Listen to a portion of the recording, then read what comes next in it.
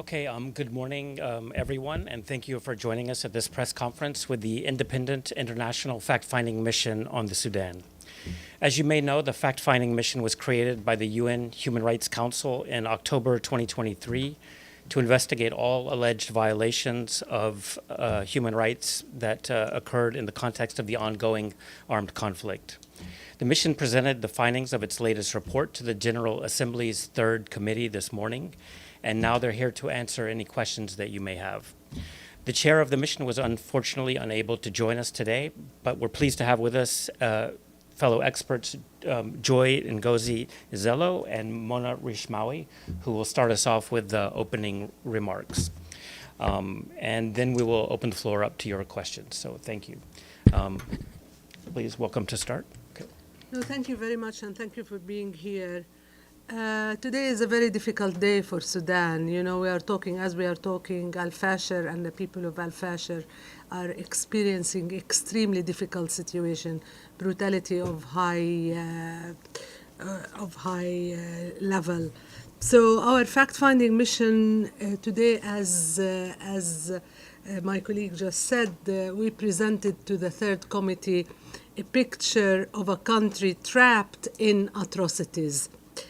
This war has been waged not only by the two armed forces, but more importantly, what we have been seeing is that it's against the people of Sudan, the civilians of Sudan. For more than 2.5 years, we've been documenting serious violations of human rights and IHL by the Sudanese armed forces and the rapid response forces. Torture, murder, summary execution, sexual violence are only a few of the main violations that are taking place. We are also documenting attacks on infrastructure that is vital to the survival of the civilian population. Hospitals, markets, water stations have been destroyed by both the warring parties, and of course, homes and properties looted. The Rapid Response Force also attacked and displaced entire communities, often based on ethnic grounds. Last year we reported on the situation of the Masalites in Al Jazeera, in Al Jenaina, and now we are very concerned about the same issues, the same kind of violations in Al Fasher, amounting both to crimes against humanity, including extermination. Nowhere is more, these violations are more visible than Al-Fasher today, where the RSF and allied militias have laid siege to the city for more than 500 days, as you know, before it fell under their control earlier this week. They've been cutting food, medicine, and aid, and you know this very well as members of the press, and you've been reporting on that, and were attacks on IDP camps such as Zamzam and Abu Shouk, which have left thousands killed, wounded, or displaced during this siege. This means that this attack, this week's attack, comes as the population is extremely tired. They are starved, they lack hospitals, they lack basic infrastructure for them to survive. One hospital that we unfortunately are hearing more disturbing reports about these days, a Saudi hospital was attacked for 25 times alone, and today there are disturbing reports which needs to be verified, but the WHO has already confirmed that there are attacks that killed perhaps hundreds of patients there. So we continue to receive credible reports and video images of ethnically targeted executions of unarmed civilians, assaults, sexual violence, widespread looting, destruction of vital infrastructure, and mass forced displacement. Humanitarian access remains blocked, making the situation of starvation and disease even more difficult for the civilians trapped in this situation. Those who fled Al-Fasher, included wounded and unaccompanied children and women, risked further sexual violence. These ongoing atrocities mark a dangerous escalation of the RSF campaign of brutality. Unfortunately, these are not incidental acts of war. They form a pattern. They form a deliberate strategy to terrorize and starve civilians, particularly from certain ethnic groups, non-Arab ethnic groups. We have documented sexual violence on a horrific scale all over Sudan. Women and girls subjected to rape, gang rape, and sexual slavery, used as a weapon of humiliation and control. The patterns are systematic and targeted. The survivors we met carry deep physical and psychological scars, and yet they continue to call for justice with extraordinary courage. We recorded, as I mentioned before, torture, arbitrary detention, extrajudicial executions, and the collapse of the justice institutions have erased any avenue for redress at the national level. Unfortunately, impunity is total. We have issued 2 reports. We have a report that we were discussing today. It's called A War of Atrocities, Sudan, A War on Atrocities. And today we issued also another report that my colleague will talk about how the justice system is dealing with these issues. Thank you, Muna, and thank you for coming for this press conference. Continuing from where my colleague, expert Muna, stopped, today's report, Path to Justice, Accountability for Atrocities in Sudan, presents a roadmap for how justice can be achieved for victims of this devastating conflict in Sudan. Our findings describe a country where the rule of law has collapsed and impunity has prevailed over the centuries. Courts deliver selective justice without offering fair trials and adequate protection and effective remedies to victims and survivors. We concluded that Sudan is currently unwilling and unable to conduct genuine investigation or prosecution for international crimes. Our report therefore sets out a path to justice through inclusive Sudanese dialogue, relying on 4 interconnected pillars: truth, justice, reparations, and institutional reforms. Each is essential if Sudan is to rebuild a credible foundation for peace.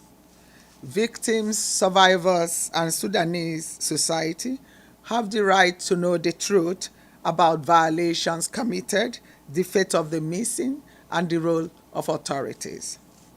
We urged continued documentation of crimes, full participation of Sudanese civil society, and the creation of registers, including for harms suffered.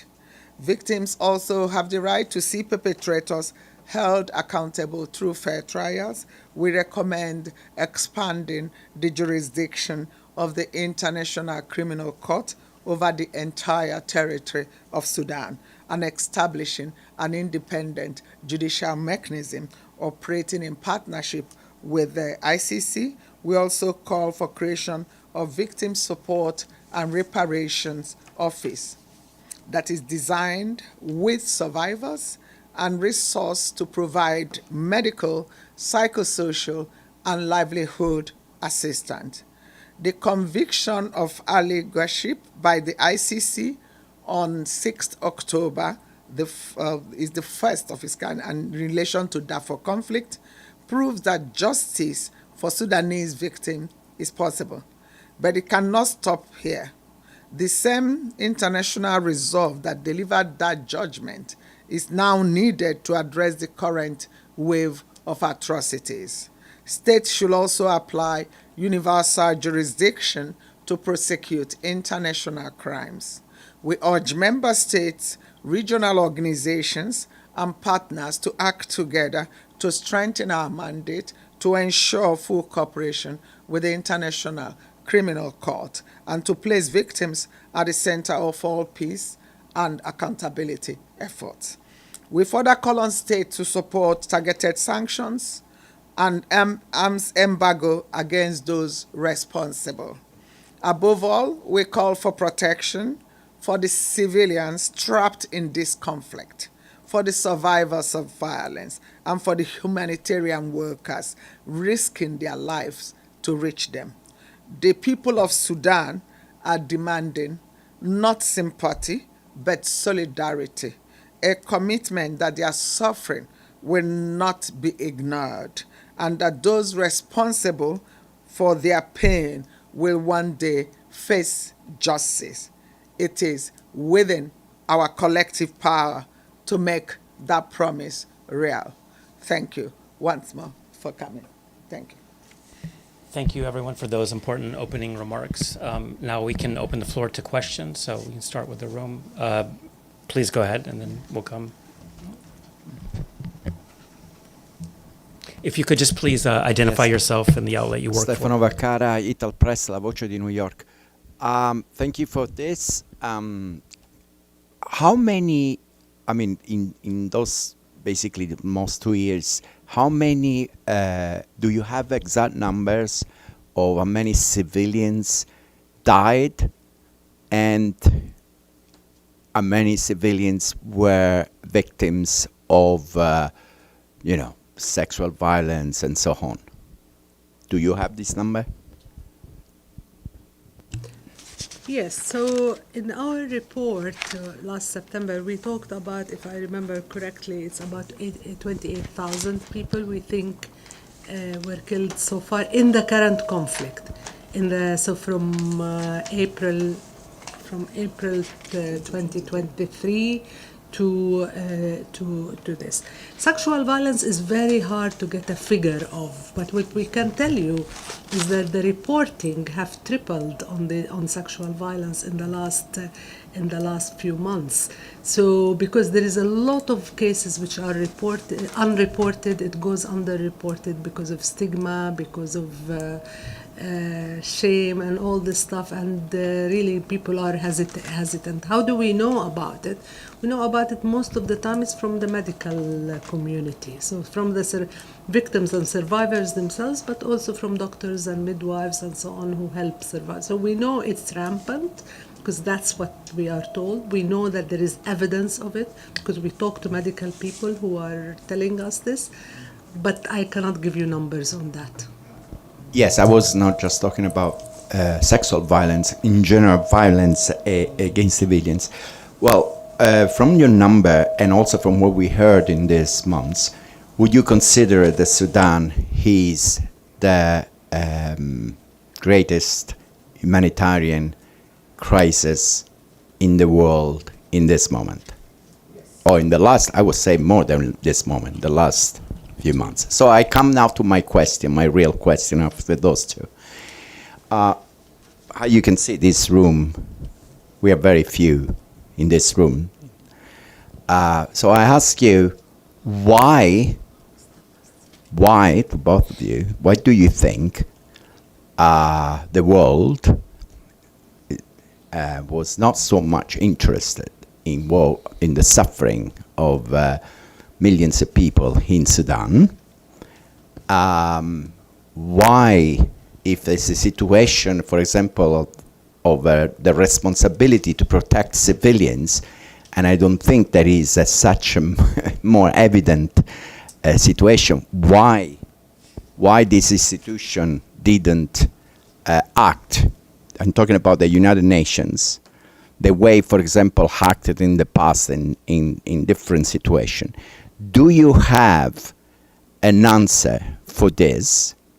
Do you have? I mean, it's because it's an African country, it's not in the Middle East, or it's not in Europe. What is the reason why the world is not acting for the people of Sudan the way they act for other people?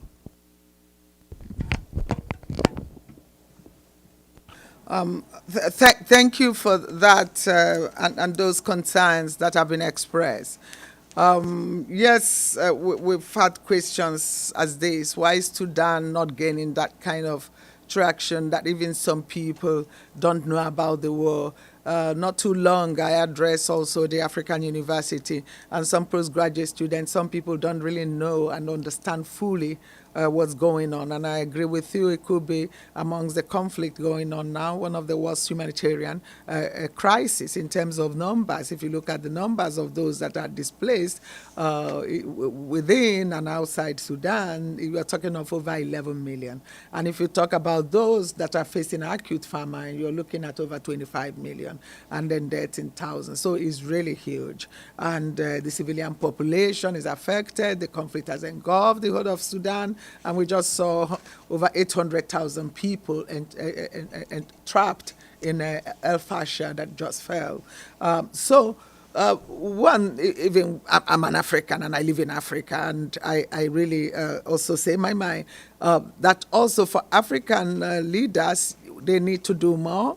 But again, the issue of world politics can influence these things, because the issue of how this idea of sovereignty, respect sovereignty of a country, and then when they think it more like an internal conflict and not international conflict, it begins to create these complexities. And then, of course, we know it's internationalized. Many countries are facing, refugees from Sudan all over, in Chad, in Car, in Egypt, in Kenya and Uganda, and so they are all over the place.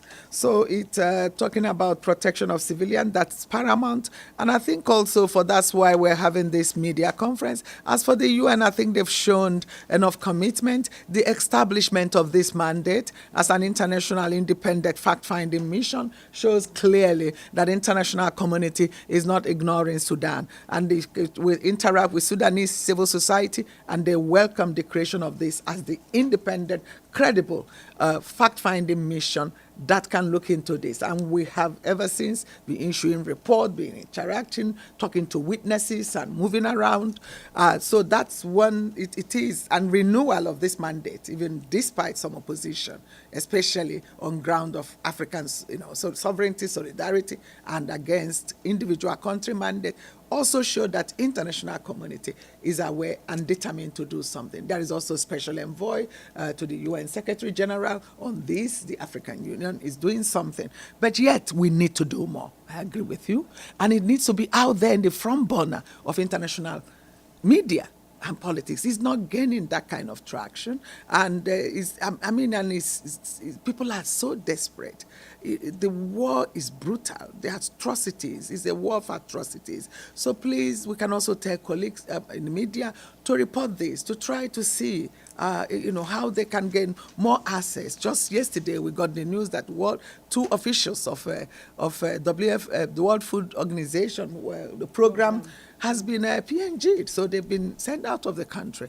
And this is sad, because we are talking of people facing acute famine. So we need to report. But I believe that even countries that are pushing for peace, many countries are doing something, but we need to do more, and also more from the continent of Africa. Thank you. Thank you. We'll take a question here, and then we'll come to CBC. Please go ahead. Thank you so much for the briefing. This is Ahmed Ali with Sphinx News TV. In your report, you noted that the RSF has been dismantling judicial structures and targeting legal actors in the Darfur states, while setting up its own parallel mechanisms, which again have been rejected multiple times by members of the international community. With reports now that, again, as you mentioned previously, the RSF holds full administrative control, essentially, over Al Fasher, effectively giving it authority across almost all of Western Sudan. Do you assess an imminent risk of evidence destruction and witness elimination? And if that is the case, are there already protocols in place to protect those documentation and survivor testimonies in order to ensure that specifically members of the RSF leadership can be held accountable in the future? Thank you so much. No, thank you for the question. It's really important. We can go by previous practice. Yes, it's very true that when RSF moved in particular locations, Janina is one of them last year, we have seen a lot of destruction of courts with files, of buildings, of infrastructure, computers, all this stuff. And there is a lot of intimidation of witnesses. It's very true. I mean, witnesses, lawyers, judges have been arrested and so on. So, of course, it's a major concern about what we are, this attempt, I will say, attempt to destroy records and archives. But what I would say here, despite everything that they are doing, and sometimes they are not the only ones, I have to say. So also there is destruction and there is attacks from other sides, particularly the allies, the allied forces. Despite all this, evidence is there. And people are documenting. We know that there are records also outside the country. They are not only inside the country. We know that for a fact. And accountability will come.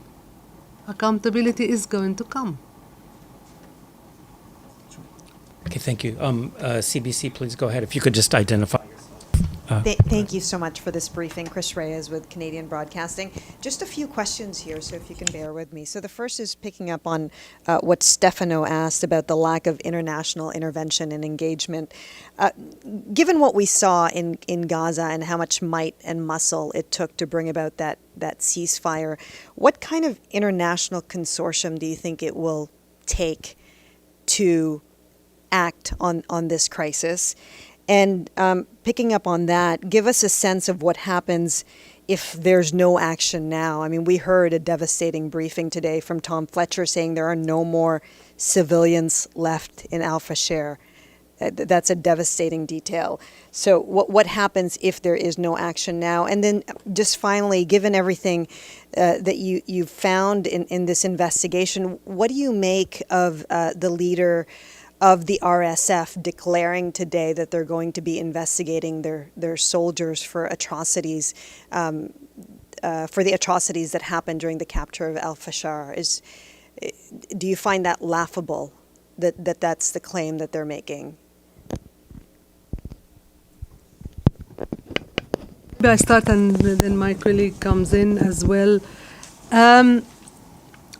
The reality today is that we have many people in many parts of the world that are suffering a lot. And they all need our attention. And the international system is built, and the peace and security system is built to help that. That's why the United Nations is there. It's built to prevent this kind of atrocities and this kind of war. So I think they all look at us and look at these institutions like the United Nations, but also bilaterally, also individual states, to really influence, to really do what they can to bring these wars to an end. So on this, what I would like to say is just there are a number of states that have influence on the parties in Sudan, and now coming to Sudan specifically. These states have a duty not to fuel the conflict. They have an obligation under humanitarian law and human rights law not to be complicit in international crimes and atrocities. And unfortunately, there are a lot of atrocities that are taking place. So I think it can be stopped. The war in Sudan can be stopped if we stop the weapons, if we stop the flow of arms, if we stop those who are benefiting from the war. It can be stopped. Now you asked a very important question with regard to the investigations by RSF. I think, to tell you the truth, and you'll see it in our report, we looked at the previous statements like that, and they are yet to yield any result. We are yet to see anything. It's opaque. These kind of statements and the institutions that they establish are opaque, are not transparent, and we have no evidence whatsoever and no confidence whatsoever that it will lead to anything. So instead of right now just stop the atrocities, stop it, rather than establishing something that will look, establish, allow the UN in, allow the fact-finding in, our commission and others in, allow the International Criminal Court in. And there are specialized organizations that can do these investigations, but frankly, at this stage, these statements are not credible. Yeah. Thank you so much. That question was very important. And what has happened in Fasher, and what is going on, that civilians have fled, is another chapter in the book of brutality that we've seen. The highest, the hostilities, the atrocities is unimaginable. And when you think it's between people from the same country, so I think they've seen that, and that's documented. We've seen videos that we've verified. So for RSF now to have called for this, they know that not just this, but this has reached not just only unacceptable, and it is really a big issue that accountability is the only thing that can redress it. So we don't have faith that the transparency of the process and investigation, and that people will be punished appropriately, because we've seen the issue of my colleague talked about the opaqueness, but again selective justice, and we just have to keep documenting, preserving evidence as much as possible, working also with the people on ground and Sudanese, so that at the end of the day, there will be accountability. Arms embargo, stopping the flow of weapons will help. The war economy, looking at the whole war economy and the external, actors and those who are benefiting from it, is also the people that must be brought on the table to ensure that the flow of arms stop, the economy around this war stop.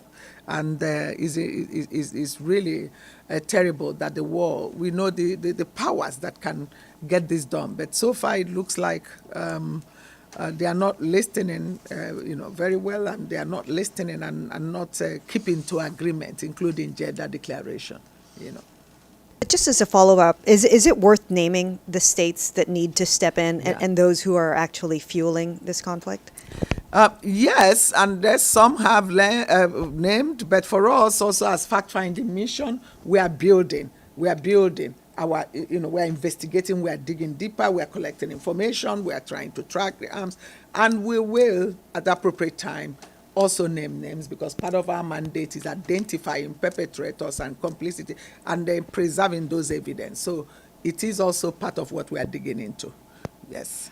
Just a follow-up on this is, my colleague just asked you'd say before, we know what are the country that can stop that because they have influence on the part in conflict. Now, this is a press conference. It goes on the video online. Potentially millions of people can see.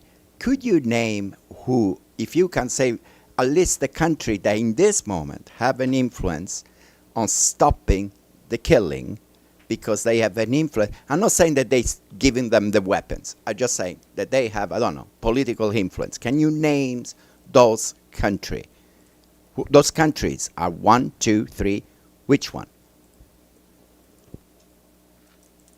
I mean, now we are getting into the politics of the conflict. And I think there are several processes that are underway. And I think what is very important, and why perhaps I mentioned that particular phrasing, is that the fall of Fasher happened a few days after the Quad met.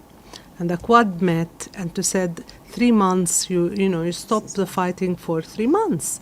And then a few days later, we find the situation that we are in today, and you are reporting on Fasher, and we are documenting on Fasher. So we find the situation very, very difficult. So I think these kind of processes are very important, and they are the hope that by sitting together with the countries, I mean, they are identified, who are these countries, and sitting together, they can do something beyond just saying, stop the fighting, and then it's not followed up. So that's why this is important. Okay, do we have any more questions from the room or online? No? Okay, if not, then that brings us to the end of this press conference. Thank you for coming today. Thanks.